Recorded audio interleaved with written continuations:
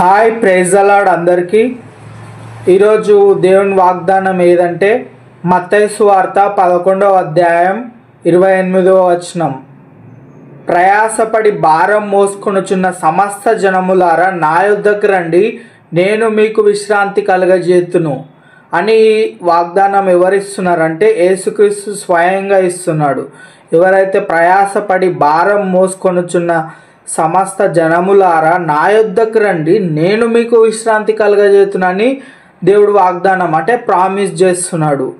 Example తీసుకుంటే బైబిల్లో దావీదు ఉన్నాడు.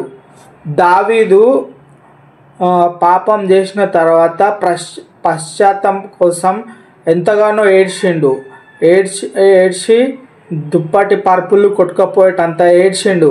తర్వాత దేవుడు దావీదుకి విశ్రాంతి కలుగజేసిండు.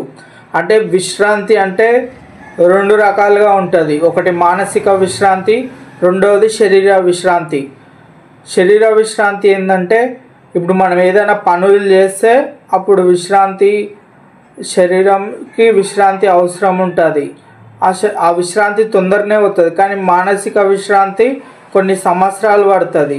కాబట్టి దేవుడు ఏమంటున్నాడంటే ఎలాంటి విశ్రాంతి అయినా సరే నేను ఇస్తా, ప్రయాసపడడం ఎందుకు, నా దగ్గరికి రండి, నేను మీకు విశ్రాంతి ఇస్తా అని యేసుక్రీస్తు దేవుడు చెప్తున్నాడు. అంతెందుకు, ఫర్ ఎగ్జాంపుల్ తీసుకుంటే నేను 9.5 years అలసిపోయినా, ఎన్ని రోజులు అలసిపోయినా కూడా దేవుని పైన విశ్వాసం పెట్టుకున్నా.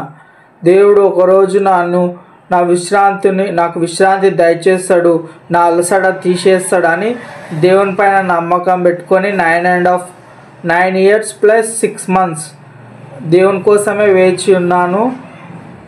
అప్పుడప్పుడు ఏమనుకున్నా అంటే నేను పోగొట్టుకుంటా అనుకున్నా కానీ నా వల్ల కాలేదు. దేవుడే నాకు విశ్రాంతి దయచేసిండు. అందుకు దేవునికి ఘనమైన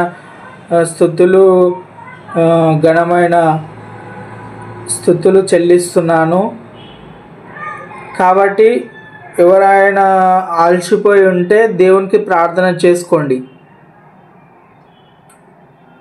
ఎందుకంటే ఎంత పెద్ద ఇంకా విశ్రాంతి ఎన్ని సంవత్సరాల నుంచి అలసట ఉన్నా దేవుడు విశ్రాంతి అయితే గ్యారంటీగా ఇస్తాడు. కాకపోతే మనము విశ్వాసం పెట్టుకోవాలి.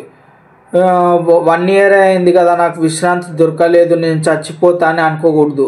2 years అయింది కదా విశ్రాంతి దొరకలేదు, నేను చనిపోతా అని అనుకోకూడదు.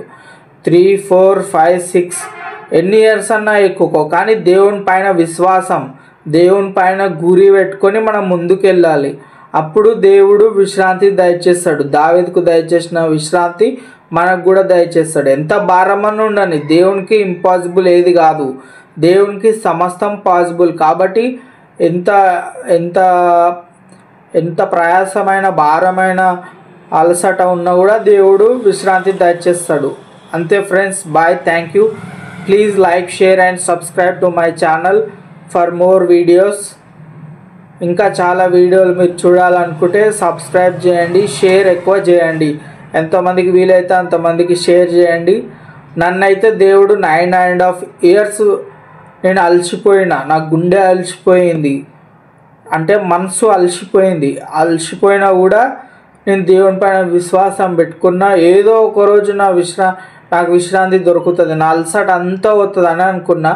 కంప్లీట్గా డే బై డే 9.5 years పట్టింది, నాకు ఇప్పుడు విశ్రాంతి దొరికింది. అందుకు దేవునికే కృతజ్ఞతాస్తుతులు చెల్లిస్తున్నాను. ఆమెన్.